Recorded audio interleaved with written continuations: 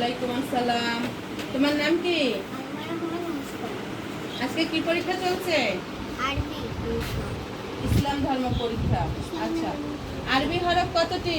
আরবি হরফ 29টি। আমাদের সৃষ্টিকর্তা কে?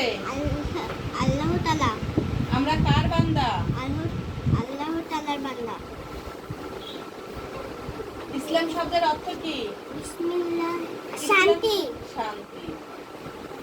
পড়তে বসার আগে আমরা কি করব? রাব্বি জিদনি ইলমা। রাব্বি জিদনি ইলমা বলবো। ইসলাম ধর্মের প্রবর্তক কে? হযরত মুহাম্মদ সাল্লাল্লাহু আলাইহি ওয়াসাল্লাম। হযরত মুহাম্মদ সাল্লাল্লাহু আলাইহি সাল্লাম। জোরে বলতে হবে। ইসলাম ধর্মের মূল বাক্য কি? বিসমিল্লাহির রহমানির লা লা ইলাহা ইল্লাল্লাহ মুহাম্মাদুর রাসূলুল্লাহ। জুমা নামাজ কিবারে আদায় করি? শুক্রবারে। ঈদ অর্থ কি? এটা তো খুশি।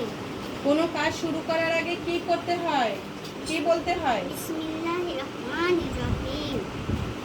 কোনো কাজ শেষ করার পরে কি বলতে হয়? আলহামদুলিল্লাহ। আমাদের প্রধান ধর্মগ্রন্থের নাম কি? ধর্মগ্রন্থের নাম কি? হ্যাঁ, সুন্দর করে বলো। আচ্ছা, পবিত্র কোরআন শরীফে কতটি সূরা আছে? 40টি। 114টি। ভুল। আচ্ছা, কতটি পারা আছে? 30টি। 30টি। ভুল। আচ্ছা, ঠিক আছে, বসো।